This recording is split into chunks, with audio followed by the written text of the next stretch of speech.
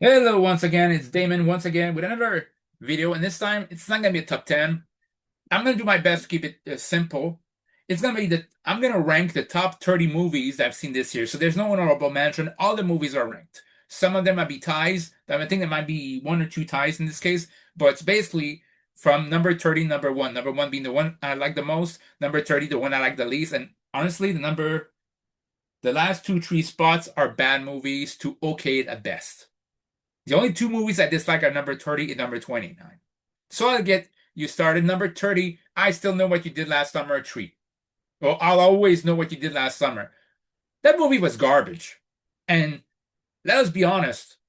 To be fair, I'm gonna blame myself because I know when it tried to capitalize on the Scream resurgence and some franchise, some slasher resurgence, and I knew it wasn't gonna live up. Nobody asked 2025 for this franchise to come back, and lo and behold, this franchise actually got it worse.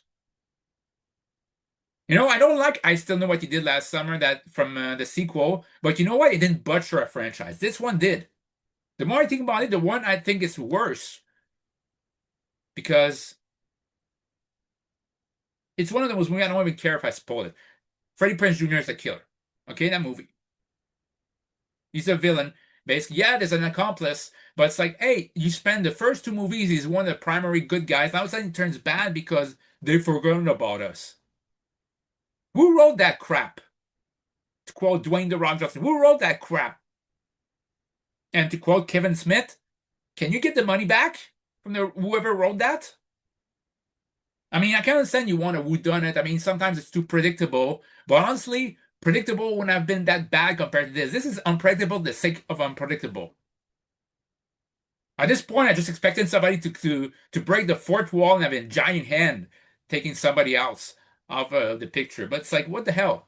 And Jennifer Love Hewitt, good form, and she couldn't have a less enthusiastic version of "What are you waiting for?" I'm not expecting her to scream that top of the lungs like before, but it's like very non-enthusiastic. It's like, hey, she said that thing. It's the same thing as Vin Diesel saying family in Fast and Furious. But you know what? At least in Fast and Furious, the last time it happened at Fast 10, me and my girlfriend went to movie theater, and the moment he said family, I raised up and I clapped, and it's like, he said the thing, and then she said, sit down, you're embarrassing. But that at least the Fast and Furious is becoming a guilty franchise, never a guilty pleasure franchise. That doesn't make me feel bored, just makes me feel it's bad, but I need to watch it. This one felt like just garbage. And they had the gall at the end of the movie to basically make a Troy scene hinting that Brandy is going to be the sequel. Let's be honest, there's not going to be a sequel for this. And even there was, it doesn't deserve one. There's so many movies in Hollywood that should have a sequel. I mean, I'd love to see a Batman 3, a movie with Michael Keaton, Tim Burton at the helm. Because guys, there's not that much time for this to happen, but it could still be done. And instead, James Gunn put an X-nay on it, and or Warner Brothers did, and somehow, some way, somebody decided, hey, we still have a I Know What You Did number 3. Yeah, good priorities, guys. You could have that sequel. I want less sequels, but the ones you do should be basically merited. And the one with Batman with Burton and Keaton, something that people want and have been deserved for a long time. Whereas I Know What You Did is pure crap. Speaking of this, number 29 might be my least favorite Pixar movie. And it should be a shame. Pixar should be ashamed of that. Why? Because I haven't seen a movie in which case I dislike the I didn't see a Pixar movie where I disliked the protagonist that much. Elemental was okay, but I didn't end up disliking the character. I just thought the movie was kind of boring times. This one, I disliked that kid. That kid was a douchebag. And it's like I felt like at this point, like I'm really rooted for the bad guys. Like he made his life difficult for basically his aunt was taking care of him due to the tragedy of his parents. But I felt like, okay, cool, but you're taking out all your anger on her when it's not her fault. Like the whole movie, it's like the kid never really had to face consequences. Yeah, he had to basically stop lying in the end, but I felt like, you know what? He created his own bully. That's the first movie I felt he created his own bad guy by acting like an ass towards another person, and in turn created the villain of the movie. So yeah, like the clone was such a better person. I felt like a great ending would have been a sci-fi ending where basically, hey, she gets the kid she wants. Ilio goes to space, and he's stuck there. Was the aunt gets the version of Ilio that she prefers. Could have been a great ending, but no. He gets to have basically gets to have a good ending when this character I felt didn't deserve it. And that's the thing about good endings. The protagonist should have faced obstacles to become a better person and should deserve them. What is it with new movies where the get protagonists, I don't care if they're supposed to be the good guy or not, where they get the ending, a good ending, but the character show no growth and show no merit toward that ending. Case in point, Elena Shaw in Indiana Jones and Dial of Destiny. She didn't deserve a good ending. Did she sacrifice herself? She sacrificed nothing. Everything is about convenience and ended up getting everything at the end. So no. But same thing with Elio. So it's a Disney problem. It's not just an Indiana Jones thing. It's just a Disney problem. Like make your character face some struggles, some obstacle they overcome while, you know, question their own abilities, basically having some doubts, resolving the situation, and then afterwards, when they've resolved the problem, they overcome the obstacles, you actually are invested. I wasn't invested with Elio. Number 28, it's guilty pleasure. It's actually Jurassic World Rebirth. Rebirth of what? I have no clue. But you know what? It actually was entertaining. It's the best Jurassic World since Jurassic World. Shouldn't that say something? To me, it's just a Jurassic World Rebirth. At least it's not Fallen Kingdom Dominion. But still too safe for that kind of. I talk about, hey, the Super Mario movies are too safe. They're safe enough, and honestly, they're an hour and 30 minutes. Nobody's expecting Shakespeare out of Super Mario. I'm not expecting Shakespeare, but it's like, why is it with Jurassic World having no guts? Like I could tell who were going to be the victims of dinosaurs as soon as I saw basically the opening credits. They didn't spend enough time with people with other people of the team. It's like this expendable, so I knew already there. Okay, they're gonna get killed by dinosaurs. And I hated Xavier. I hated his boyfriend Xavier, and I felt like such a douchebag. And I felt like, why couldn't he sacrifice himself? What can have been a sacrifice with this? And me pony. And like I think I said it before, I want to have a dinosaur movie, a Jurassic World, or Jurassic Park, whichever, where the only two people are left standing is the main protagonist and the antagonist. Because you can actually, if you if basically Jurassic World wasn't so intent, always ended up eliminating who the main antagonist is, you could create an antagonist long term, you know? And have a bad guy, basically a final boss of that franchise. There's no final boss in Jurassic World. I think there should be, because at the end it's like, hey, this guy can actually survive. It's actually smart. Whereas the other antagonists never are smart, always get up one in it, and always get eliminated by the dinosaurs. So yeah, Scarlett Johansson's doing good. Ma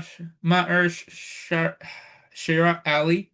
I'm not sure. I'm sorry if I'm mispronouncing.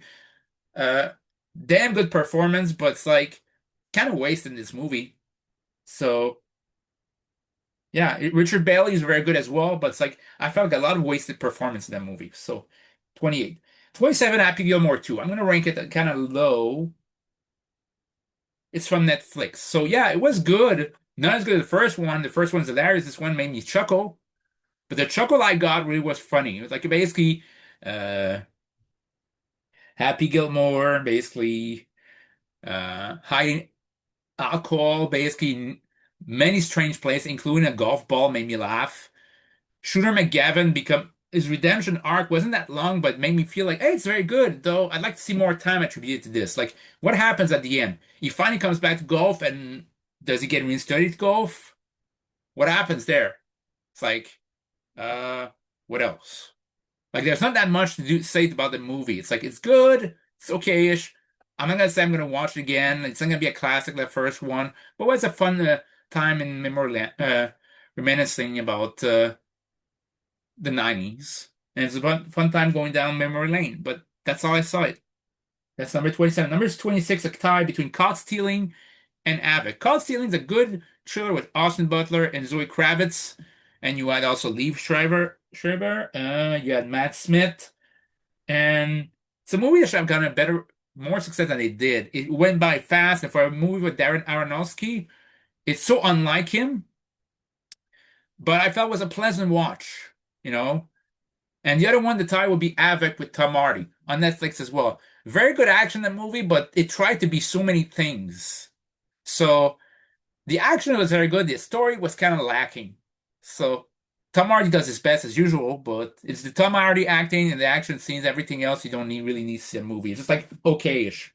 Number 25, I was disappointed. It's that sad low, but I'm disappointed quality of the movie 28 years later. Boy, oh boy, you think 28 weeks later would be bad? Nowadays, I think, you know what? I give more credit to 28 weeks later. At least knew what it was supposed to be. The pacing was good. The acting wasn't as good as the 28 days later, but he knew what kind of movie it was. This movie, I felt like didn't know what kind of movie it was. Anybody watch a movie say at first it's too long, it's nothing much happens. The zombies come in, it's thrilling, but doesn't last long. And at the end, the 5 last minutes, it comes out to be a Power Rangers movies. Like what the hell? Like I know there's gonna be part two, and I'm looking forward to it, but it better be better than this.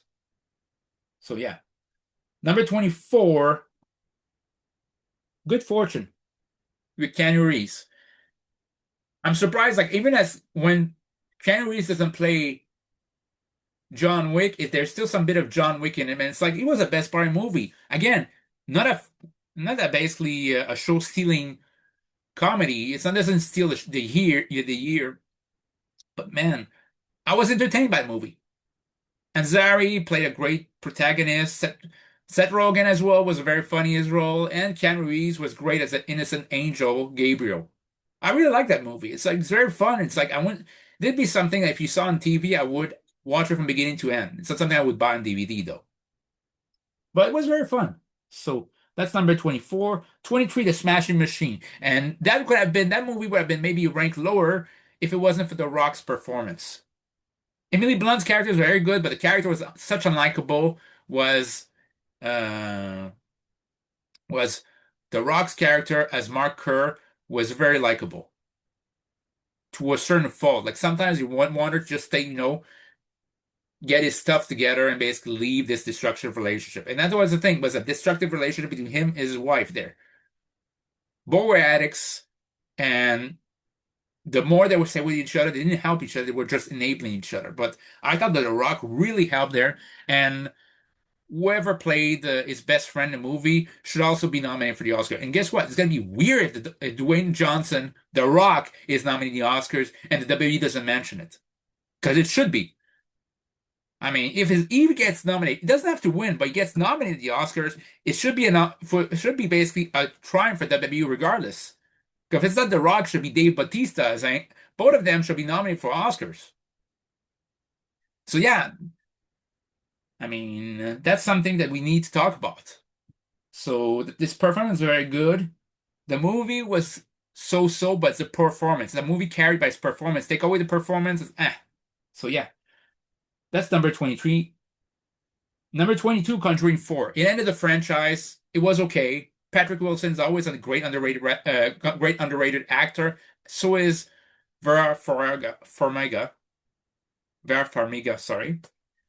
And I like the stories told in the movie about the Warren couple. And I felt that's a way to go out because I felt like, I mean, you cannot have a series of 17 movies. I think it end that universe. And I think at least it ended on a good note. Like no movie that's franchise was bad. But to me, it's a 7 out of 10. It's like it ended on an okay note. So yeah. 21, Gladiator 2. I know it came out technically last year, but I checked it out with a friend basically earlier this year. And I walked out from that movie not thinking it was great, not thinking it was bad. I thought it was a decent follow-up to Gladiator, but no way touched the first one. And the length they had to go to connect Gladiator 1, Gladiator 2, saying, oh, I was in the audience when I heard basically Maximus say, are you not entertained? It's like, ugh. Like basically like really trying to justify its existence. And again, Paul Pascal, great performance. Denzel Washington has the best performance in the movie. And again, if it wasn't for the performance, I don't think I'd be very neutral with this. Like, and Pedro Pascal has to appear. Of course, he has to appear. He has to be in every movie nowadays. He appears, and yeah, a good movie. I like the action, but it's not one of my favorite movies of all time, like Gladiator one. So, okay, I don't want to see that. I know there's gonna be a new Eat movie, which is fine, but it's like sometimes leave the classic alone. They don't need a sequel. But yeah, that's number 21. 20, Karate Kid Legends. That's a perfect definition of an okay movie, of an okay decent movie, but didn't need to be needed. And yeah, Rob Macho's great as Daniel as always. Jackie Chan as Mr. Han was good, and main actor as well was good. I thought just it felt like retelling the first Karate Kid, which is also a retelling of Karate Kid of the Kung Fu Kid 2010. It's like basically put him basically in containers, mix them up, and you got this movie. That's what it felt. And you got the awesome cameo of Johnny at the end, which the reason I think they put him a cameo in the main roles because character wasn't needed. He has this great conclusion of his arc in Cobra Kai. And after this, I felt like, honestly, I felt like it could be the conclusion of that whole universe. You don't need that more anymore. I love Cobra Kai, but I like the fact that it ended and it ended the Karate Kid franchise much better than it left it. And it ended much better than it was beforehand. Sorry. I mean, before Cobra Kai started, the Miyagi verse ended with Next Karate Kid.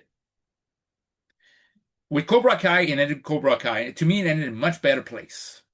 So yeah, I like the Karate Kid Legends. I don't regret having seen the movie. It was pretty good, pretty entertaining, but again, it was a not necessary okay-ish movie. So yeah, that's number 20. Number 19, Avatar. I recently saw it, and I love the visuals.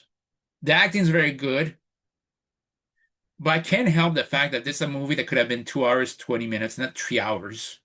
So this is like to me a big sin of movies is making it longer than it needs to be. And I love James Cameron, and I can understand James Cameron. I would also give him a half hour more than most other movies. I'm not gonna say 2 hours and 20 minutes. It could be 2 hours and 50 minutes, but 2 hours and 50 minutes indeed.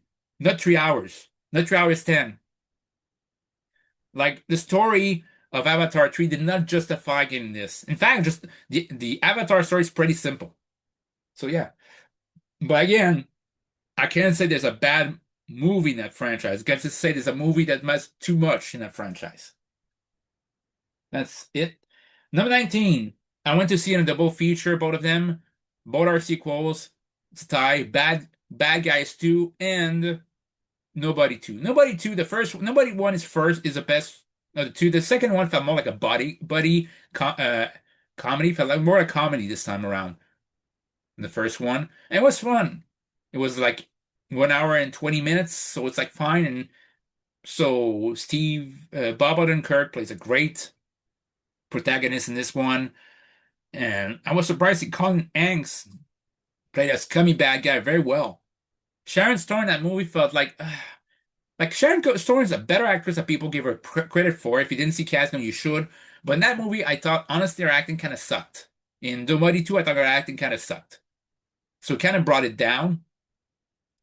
Uh, yeah.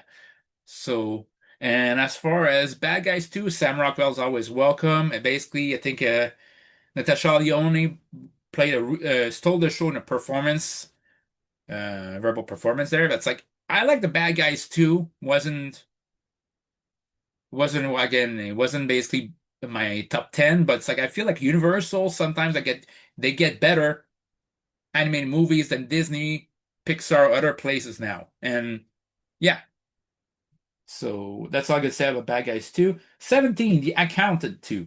Another sequel, and I thought Accountant 2 is getting slept on. It's like the first one's better, it's more of an action movie. This one's a body comedy with John Berthal. Yes, that's right. Batman and the Punisher in a road trip to basically solve a mystery. And it was very fun, very action based. And yeah, it's very fun. but I can't say I would revisit it. Like Accounted 1 to me kind of felt like it was complete by itself. But if you want to do Accounted 3, I'm fine by it. I'm going to see it. But this movie was the definition of better than okay, but not world changing. Just neat. So that's number 17. Number 16, Thunderbolts. Thunderbolts. I'll give it this. It tried to be different than the usual Marvel formula. So I give it that credit, but it wasted some characters. Like Bucky felt wasted in this one. Bucky Barnes should have a greater role in this. It felt like a throwaway. It felt like a throwaway role. And Yelena should be the main character, but I felt like should have been the main character along with Bucky Barnes. There's some humor with the Red Guardian with David Harbour that I felt like was too like okay, you have to do the a Marvel thing again, the Marvel humor thing when the humor when it's not needed. But if it wasn't for that character, it didn't happen that much. So at least this. And again, Lewis Pullman, son of great actor Bill Pullman, steal the show in another movie where his character's named Bob. He did this in Top Gun 2 and he did it in Maverick. Then did it in Top Gun 2 and he did it in Thunderbolts. We need to talk about his performance because it's very good. He's a damn good actor and make you feel for who he was as Bob before he becomes Sentry. And Gila Richard Dreyfuss, sorry, Julie Dreyfus, sorry. She went from Seinfeld as Anna Benes, but now as Valentina, she's kind of evil there. So she knew how to step it up and basically how to um how's this reverse basically what you expect from her usual roles, and she delivered a very deliciously evil performance. So yeah, but again, some characters were wasted in the movie. Bucky Barnes, Taskmaster. Why did you survive the Black Widow if you're just gonna do that? So yeah, I like the movie, but I think people are making it so basically make it so much make it sound like it's so much better than what it really is. Speaking of the movie that people are making it sound way much better than what it really is, at least in the critics, in terms of the critics, one battle after the other, one battle after another. I like the movie. There was some humor, and I usually love Leonardo DiCaprio's career. I mean, look at his body of work. At this guy. I mean, Wolf of Wall Street. I mean, uh, Titanic, Catch Me If You Can, Aviator, Departed, Shutter Island, Inception, Gangs of New York. Think probably Django Unchained, Once Upon a Time in Hollywood. All of these, most of them I would rewatch it or I already have in DVD. Here's a guy who put out a lot of quality. And Paul Thomas Anderson, There Will Be Blood. So I'm thinking, oh, great combination. Except I watch a movie, I'm thinking, is it the Amsterdam this year? Like the movie Amsterdam this year? Like sometimes they felt like they didn't know what it was supposed to be. Action movie until it becomes too ridiculous. When it becomes too ridiculous, let's try to make it more serious. Like it's like, what was the point of Leonardo DiCaprio's character after the first half of the movie? You know? And Sean Penn in the basic quasi Vince McMahon impression in that movie. And again, it's a movie I loved at first, and then I thought about it. It's like, it went from like an 8 out of 10 to like a 7 out of 10. So yeah, acting very good again, but it's like the story. Number 14, Ballerina. Now, I'm saddened to learn that it was a flop because I thought it was pretty good. Ana de Armas was very good at the role, and I like that John Wick. It's a movie that was a spin-off while still respecting the OG, the original source of the original province of this series, as in John Wick, and as it's basically the mythology was created about this. John Wick was supposed to be a cameo, but in reality became a side character in the movie, and you see the movie through the eyes of somebody else who is the John Wick character. So you get to see John Wick in this movie. What I really like, you saw John Wick through the eyes of somebody else, how does it appear? And he seems like from the eyes of another assassin, he felt like the end boss. Basically a surprise boss. Not the end boss, but the secret boss that's tougher than the actual boss of the game. That you don't chase until basically level up like crazy. And that's what John Wick is. And Again, he rocked it in this case. Ana de Armas rocked it. And that's a movie that deserved a lot more love than it got. So that's number 14. Number 13, Mission Impossible Final Reckoning. Again, that's a movie that could have been better if it wasn't so damn long. I know it's the ending of that series, but it could have been 2 hours, 20 minutes. I feel like it's at least 30 minutes that were kind of useless, that movie. Tom Cruise is always welcome in action movies, and the whole team was great. The stakes were high, but again, was too long. That's all I can say. The villain, like when he got killed, cool, but I feel like it's a movie that's too long. Like 2 hours, 40 minutes. It's like, eh. Especially when it's like 20 minutes of this was like, okay, you gotta get that thing. It felt like you gotta get that thing. It felt like a quest, a side quest in a game, like basically a fetching quest in a video game. It's like, okay, you can only do so much of these until it becomes boring. Imagine if you, and it becomes boring even in video games. Imagine when you see it in movie theaters. So yeah, that's what I didn't like about that movie. But overall, if it was basically 30 minutes shorter, I think it would have been higher on my list. That's number 13. Number 12, Superman 2025. Yes, that's right. I like that movie. I prefer Man of Steel, but that's my fourth favorite live action Superman movie ever. I mean, David Corn Sweat did a great performance there, especially Nicholas Hoult as Lex Luthor. But here's the thing I didn't like. That movie was James Gunned like crazy. Of course, you had to have Nathan Fillion in there. Nathan Fillion is just about in everything that is James Gunn, to the detriment of the movie. Like I like Nathan Fillion as an actor, but I feel like sometimes it's like, okay, it's like you have your old tour of actors to use. It's just a revolving door, and afterwards, it just feel like everybody's giving out contracts. It's a tour, basically. It's like a tourney of actors, and that's all you do. Like a touring bunch of actors, like a touring like a theater piece, and that's what it is. And Green Lantern wasn't needed in the movie. Mr. Terrific, as great as he was, wasn't needed in this movie as well. I wanted the movie to be Superman about Superman. Like I understand you skipped the origin, thankfully, but it felt like Superman and Justice Gang. That's basically should have been the subtitle, and then it would be accurate. This one was too many things happening at once, and times again, like I, I really like Crypto. He's a funny dog, and but man, by the end of the movie, I felt like, why does he interfere in everything? Like, no wonder that James Gunn said that Batman '89 for him he disliked. He hated Batman '89. Tory Batman Begins. I imagine it's just Tory at best, The Dark Knight. Of course, there was no dog that saved the day, and Joker, Ra's al Ghul, and Joker, the two Jokers were not thwarted by stupidities. I mean, if it was up to him, Joker would have been bested by a cute little dog like Crypto, and it didn't happen here. So yeah, they basically did to Lex Luthor what Hulk did to Loki, and this I didn't even like that it happened to Loki, but I'll say, you know what? He's facing the Hulk. Hulk is much more powerful in terms of strength than Loki, so it's acceptable, and it's something that should happen once. Only once can you do away with big villains like this. You can't always do it. But hey, it happened once, and now it happens to another franchise, and it's with Lex Luthor, which is supposed to be one of the biggest villains of the whole universe. And I thought that's crazy. And that's crazily stupid as well. But again, the performances are good. I look forward to the second one, but they better tone down the James Gunnism. Okay?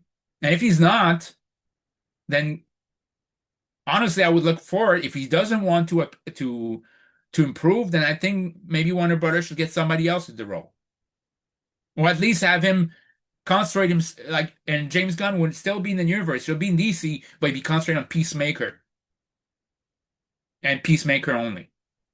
That's the case. Because I better not hear this going to touch Batman with his attitude. I don't want Damian Wayne. Damian Wayne comes off as so much of a entitled little douchebag, and I don't want to see him in comic books, let alone in live action. Dick Grayson, maybe, but I prefer Batman to be solitary. But that's me. Number 12, it was Superman 2025. Number 11, Fantastic Four. I was surprised it was that good. I was surprised it was that good. I was expecting a movie that was rushed or didn't know what you had to do, but no, it was very good. The acting for Pedro Pascal was very good. Vanessa Kirby, uh, Oscar-nominated actress, very good in her role. Tink, played by the guy who plays Richie in The Bear, very good. And now that I watched The Bear, it's like I can't help but thinking it's like basically they added a little bit of tweezing talk to the thing just to be a reminder, like a little reference to Bear. So yeah, and Johnny Quinn, Eddie from Stranger Things as Johnny was very good. So Galaxies was finally done right. Uh, so no complaints about that movie whatsoever. It's very good, and it was the best Marvel movie this year.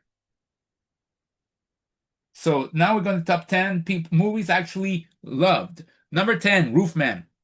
Yes, it sounds stupid, Roofman. I thought it would be like basically it's a biographical movie, some or at least took some liberties.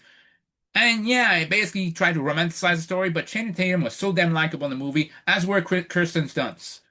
And it's a movie that was funny, but when it was sad, it was really sad. So yeah, if you have a good chance to see it, see it. It's very good. Now, number 9, K-pop Demon Hunters. It was higher in the original list. It was my number one anime movie at the time and creates such a craze. And I could see why. It's catchy, it can be deep, can be funny, and you knew when to be funny and when to tone it down. You had to be profound when you need to be profound. It wasn't that long. And it's a movie that knew what kind of audience it was, knew what kind of jar it wanted to be, and kept it simple. But at the same time, developed a friendship between the three gals. And yeah, all of them had their own distinguished personalities. All of them had obstacles to overthrow, and which they did at the end.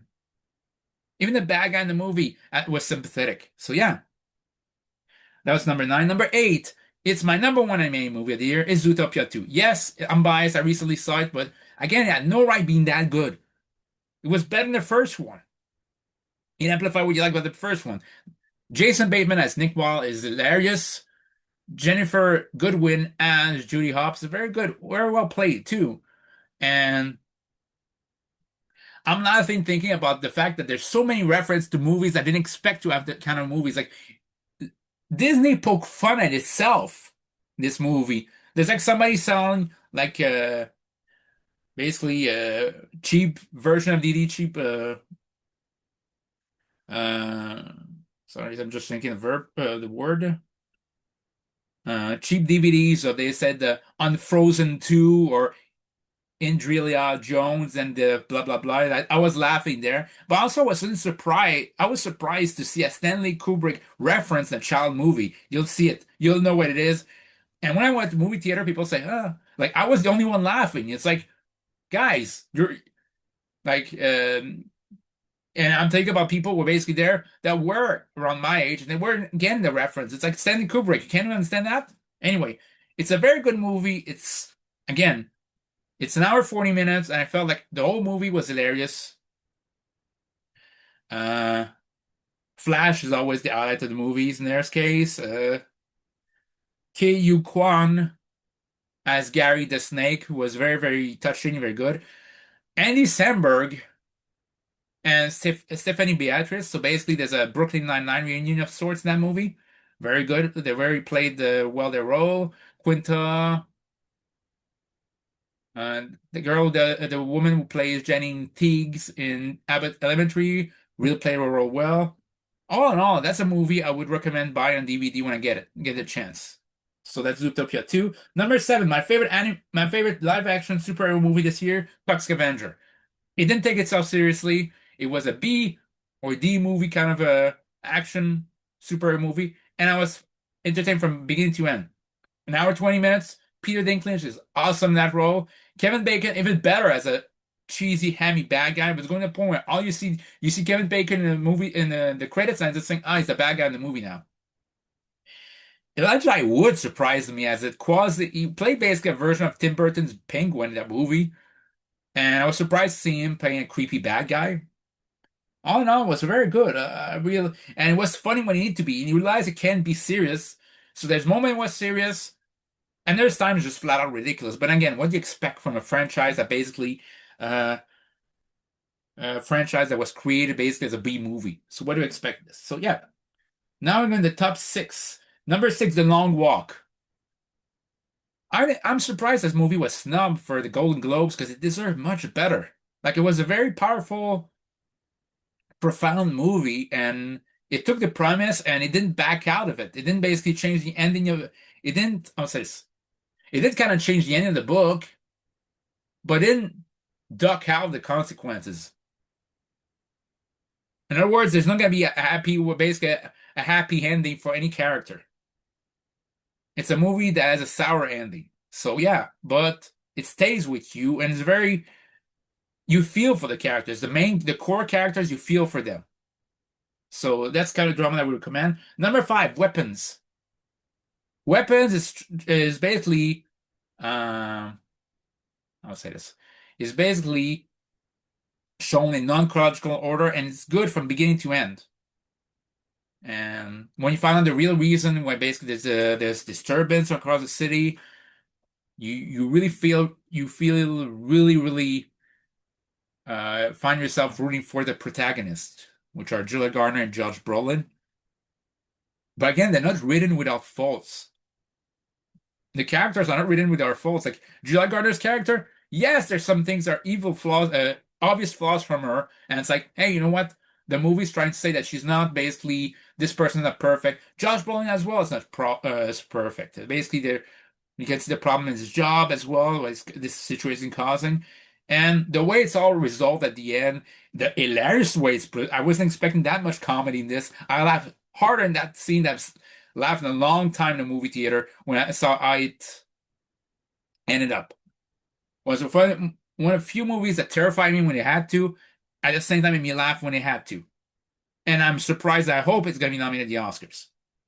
Number five, talk about hilarious movie, The Naked Gun 4. Boy, was I surprised that comedy was actually good in 2025. A comedy actually being funny in 2025. And not unintentionally funny, but just flat out funny.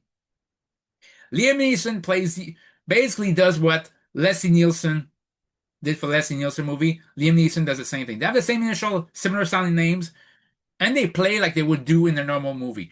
Leslie Nielsen played his role like it was in The Forbidden Planet, an old sci-fi movie from the 50s, which was very good.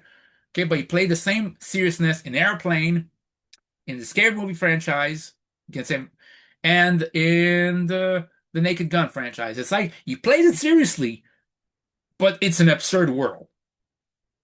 Same thing with Liam Neeson. He plays it seriously in an absurd world, but he plays it his way. It's not exactly the same kind of comedy as Leslie Nielsen. In fact, it's better like this because that's not what it felt. It felt like more of a action comedy, like a let's take Taken movies and let's make them comedic. Intentionally, that is. Yeah, and let's make it intentionally funny. And that's how it felt, like a Naked Gun, like Liam Neeson was this. I was surprised how Pamela Anderson was hilarious in that movie. The only thing I dislike about the movie is every character of the Naked Gun trilogy always gets eliminated at the end in a very hilarious manner. In this case, Danny Houston's character just gets arrested. That's the only thing I disliked about that, but everything else was hilarious.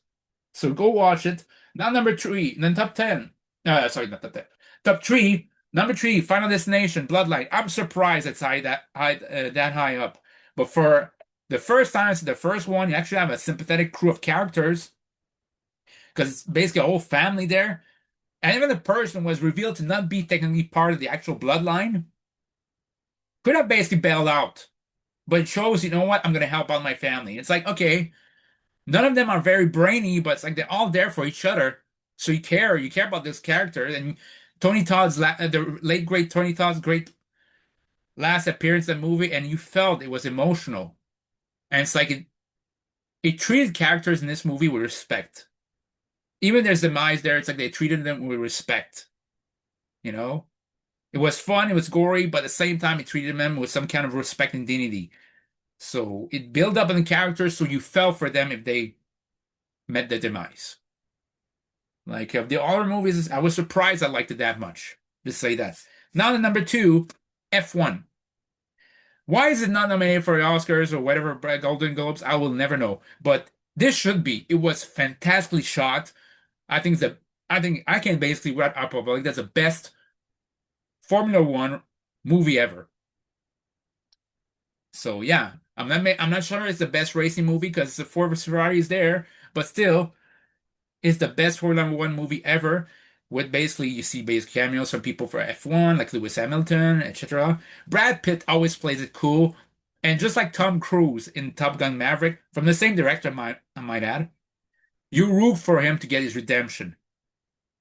He's too cool. He's always in the hallways, but sometimes you realize, hey, being not basically being too modern. Having somebody who's basically a kid in the modern way. Sometimes you need somebody with an older perspective, basically an experience, a basically people person may have seen it all. And you get when you get deeper into his background, the Brad Pitt's character, you can understand why he's weary of basically staying long in F1. Why, as much as he fears, I think there's just fear irrelevance. He fears disappointing people he cares about. Feels disappointing his best friend in the movie Benicio del Toro, and he fears disappointing his team. And in the end, I'm always a sucker for a great redemption story, and that's what we got in that movie. So yeah, but number one movie had to be Sinners. I can't do it, and I public or whatever. Like I was gonna say War of the Worlds, but War of the Worlds like a guilty pleasure. But Sinners, Michael B. Jordan played to me the performance of a lifetime. And it's a movie. I don't care if it's a horror movie. You should be nominated for it. Toni Collette should have been nominated. Nay, should have won an Oscar for Hereditary. At least make Michael B. Jordan be nominated the Oscars for his performance. It was that good. And not just him. Ellie Steinfeld should be nominated as Best Supporting Actress as well. I felt for the characters. The main bad guy was always like very like in a sense, if you were mesmerized by this person, you wanted to know more about this or see more scenes with him. And I really loved that movie. Like the cinematography is good. It was filmed in IMAX. I found out that hey, one great reason it's good. It's not just because it's Ryan Coogler, but Christopher Nolan helped Ryan Coogler. It's like okay, that explains this. It was 2 hours and 30 minutes, but it felt like it needed to. And yeah, it's right. A lot of its template for the story is based on From Dusk Till Dawn, but still with another angle, with another difference. And yeah, it's done with great acting, great characters, and you fell for the characters. So yeah, I think I put it on my basically top. I think it's like number second best vampire movies of all time. But in terms of 2025, it's my best movie of 2025. So those are the movies I've seen this year. Let me know what you think down below in the comments. Catch you guys later. Bye.